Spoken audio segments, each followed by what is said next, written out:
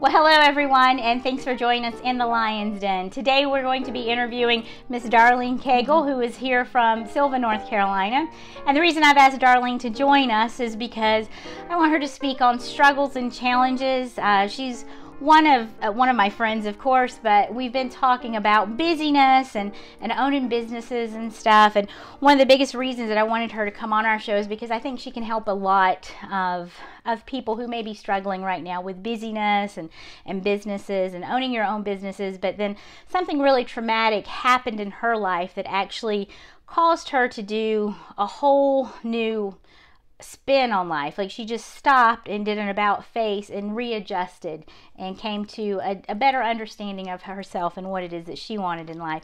But before we get started, Darlene, I want you to pick a card, okay? Okay. And just to kind of get you used to doing an interview real quick, and I want you to pick a card. I'm going to ask you a question. All right.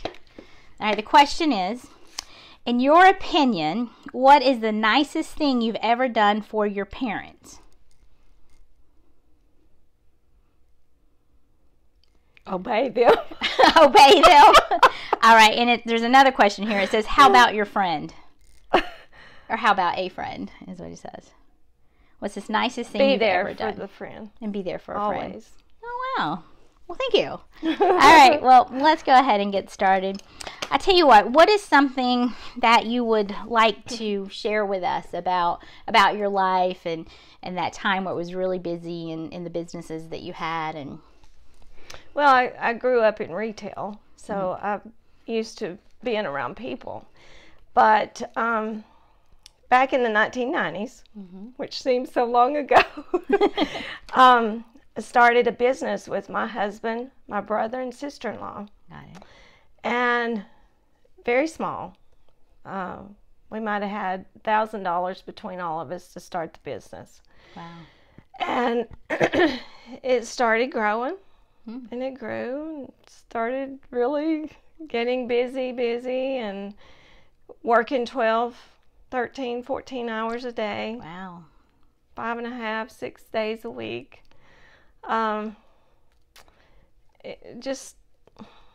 We started investing in properties, more to keep up with, building a house in the meantime. Oh, wow. So you built a house in the process of all that. Yes. So here you are working 12 to 14 hours a day. You're investing in properties. You're buying stuff. You've probably got the nice cars too, right? And you're also building a house in between all this. Did you have more than 24 hours in your day? No, and it was very stressful. Very stressful. Now, I know that, a lot of people, I know today, when your income tends to go up, of course, you buy more things, which, then your debt kind of comes up. So then you, of course, have to invest more time, which also raises your stress level up so you can get your income up to take care of your debt. But then you go, oh, look, we've got some extra money, so let's spend some more. So you've got this kind of never-ending stress plus income plus more debt plus more stress plus more income plus more debt, and it seems like it's a never-ending cycle, and that's kind of where you were right at that time. So let me ask you this: what happened then that you kind of went, enough's enough? Well, my brother passed away at the age of 50. Wow, that's massive young. Heart attack. Wow. Now, was he part of this business? No. No. He had his own business. Oh, okay. Now, he was, if I remember right, a painter, right? Yes. So, and he did have his own people that he was running? Oh, he had about 20-some men working for him. He did all the custom homes and Cashers and Highlands. He was just getting ready to step back and retire. But too late. At 50 years old, massive heart attack. Wow. Now, was he in bad health or? Not really. No. Just busy. So, I mean, we get on this roller coaster, and they tell us, oh, buy this, do that, but it's not all about that. So what happened then after his death? What was it? What did you do next? Well, my mother, well, let me back up. I was maybe 100 pounds. My hair was coming out, very stressed. My mom was like, "You're gonna die too. You're gonna have a heart attack too." And you know, it just brought me to an awareness that made me stop and say, "No, Mom, I'm not. I promise I won't." And so I just stepped back from everything. And that meant my husband also, because he's AAA personality. AAA. He liked that. You know, he was just busy. But Right. I couldn't do anymore. Wow. Now, you had told me earlier, too, something about you were getting ready to do another business, too, on top of your existing businesses. We were getting ready to do another LLC, you know. Wow. And something the accountant said really struck a chord with me. He said, "When is enough enough?" And it just hit me like a ton of bricks, you know. I've had enough. I mean, that's not what life is about. Right. Wow. So what happened then after that? What brought you to where you needed to go? Because you've got this business, this busyness, and then your brother dies. You're at 100 pounds. You're losing your hair, and you've got your mom saying, you know, I'm going to lose another child because of the stress. Obviously, you know, you lost your brother due to stress, and here you've got your accountant saying, when is enough enough? Obviously, you're a very successful businesswoman, and you just stopped. You just said, enough's enough, and you just quit. Well, what happened after that? I mean, how did you turn your life around from there? What did you do? Well, my spiritual life is what saved me. I found God at an early age, but I was a prodigal, and but this brought me back. And what I did was I just got down on my knees and I prayed for 2 weeks. Right. You know, and just cried out to him and just said, "Here I am, you know, please help me." And I opened the newspaper one day, and there was an article in there about ideal health. And I had always taken good care of my health. Right. Except, you know, when I got so busy that I forgot about my health. Right. But it was Lloyd Maria Lyons. I knew you were going to say that. Well, you know, I know that's how you met us, but when I met you back then, I think that was 2006, when I first walked into your living room there. I saw this person who was smiling. You had this confidence about you, like you had this persona that you had everything together, and of course I wanted you in my business, you know. But you had this very welcoming nature, and you were smiling all the time, and you had this positive outlook on life. So where did that come from? I mean, well, here you are struggling, and you just lost your brother, and you just stepped away from your business, and you're praying to God, and He's shown you this, and now here I come, 2 weeks later, and all of a sudden you're smiling. I mean, where did that come from? That positive outlook? Well, the positive outlook comes from my spiritual life. Okay. Knowing that with God all things are possible. Right. And so I just put my total faith in Him, and knew that, you know, with that grain of mustard seed, I could do anything. Right. And I just wouldn't let the negative come in. And you know, I know that a lot of times it's hard not to let that negative feelings come in. But I just choose not to let it. Right.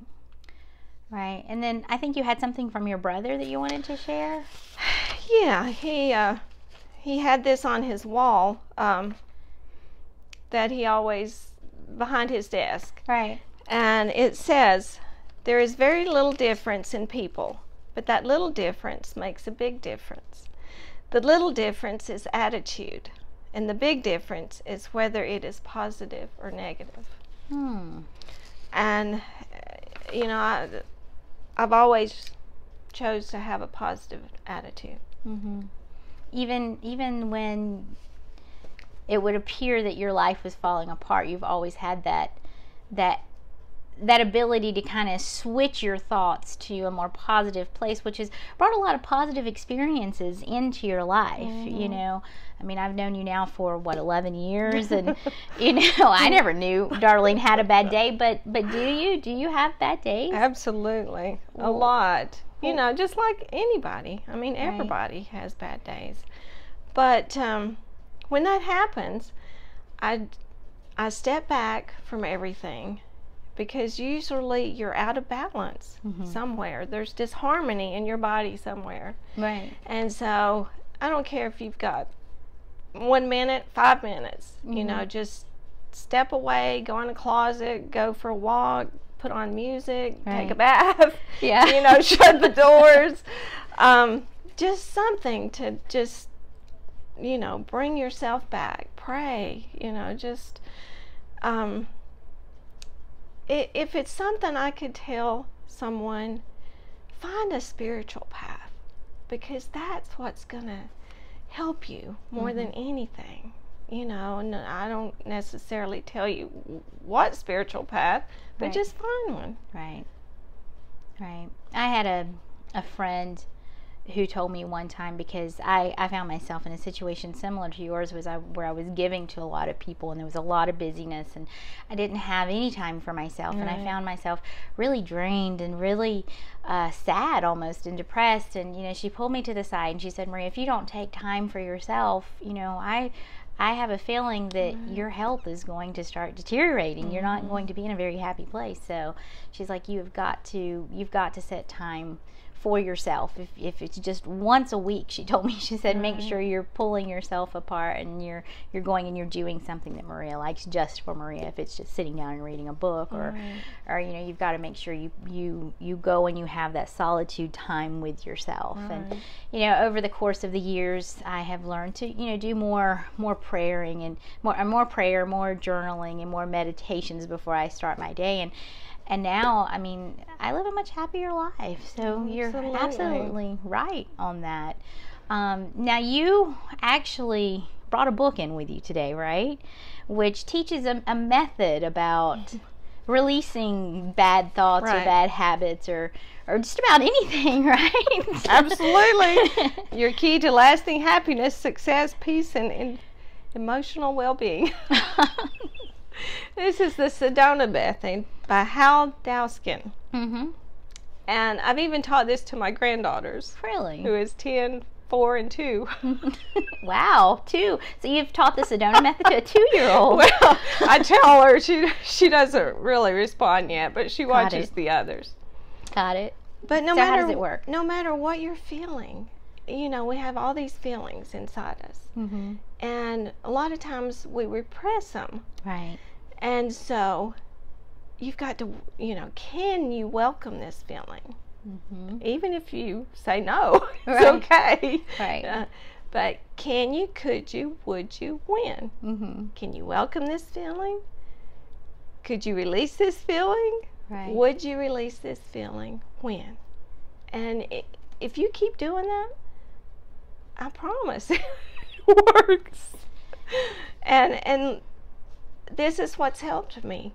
This is what's helped me a lot. And that book, actually, I read that book a few years ago, and you are absolutely right. One of the things that stood out to me in that book was I think it's the pencil method, where it was talking about, you know, your emotions are a lot like a pencil. So the pencil, let's see, do I have a pencil? Let me grab one right here. Like, so let's say this represents your emotion or the bad feeling that, you know, that you want. Right. And so, and we are a lot like that emotion. We will hold on to that emotion, and we'll hang on to it, and we'll clench our fist really tight. And so what happens is when we're holding on to that emotion, it's like holding on to this pencil. Eventually it starts to really grip into your hand, and it'll start cutting into the palm of your fist, so much so that eventually it will start to bleed. Now you can choose to hold on to that emotion, like I'm holding on to the pen, and you can keep, grinding it and gnawing on it and wallowing in it, like we do so many times with the thoughts that we think. Or we can choose to release them and let them go. And so then what I learned from that book and the Sedona method is that, can you, release that thought? Well, can I? I don't know, maybe. I'll think about it. Well, could you release that thought? So they rephrased it a little bit. Could you? Well, I don't know. I'm still at maybe. It's starting to hurt though. My fingernail's starting to really hurt. And then what is it? Would you? Would you release it? Well, yeah, because it's kind of hurting. So, and then the next question is, of course, an action question, which is when? When will you release that? And of course, that's now. And then what happens? The pen drops to the floor, which is to me just a phenomenal method. And like you said, you can teach it to a child with their emotions. Very simple. And how has that changed them? Oh, it works instantly. With children, it's amazing. They have a tendency to let things go faster than we do.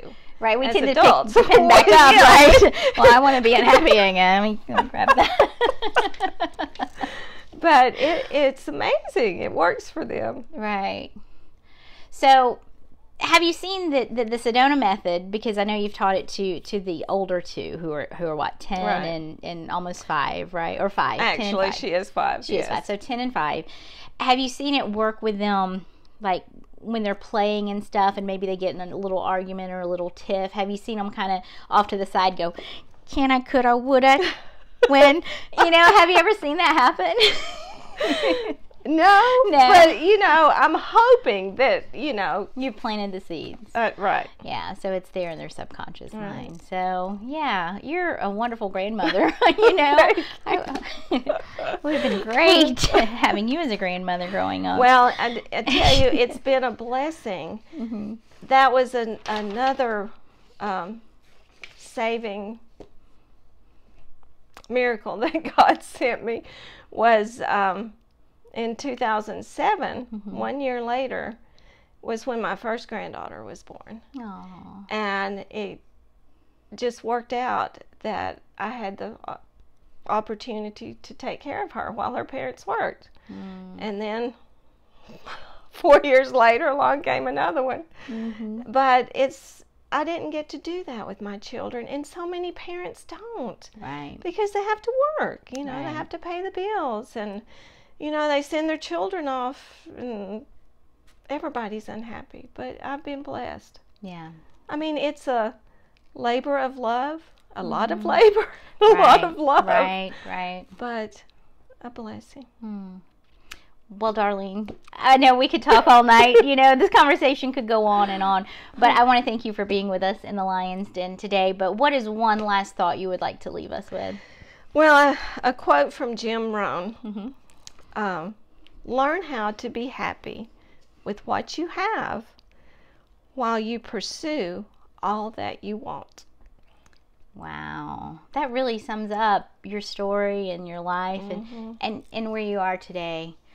So, Darlene, you've been a pleasure to have on the show today. Thanks. I think we've laughed, and we might have made a few people cry, but I want to thank you for being here with us tonight.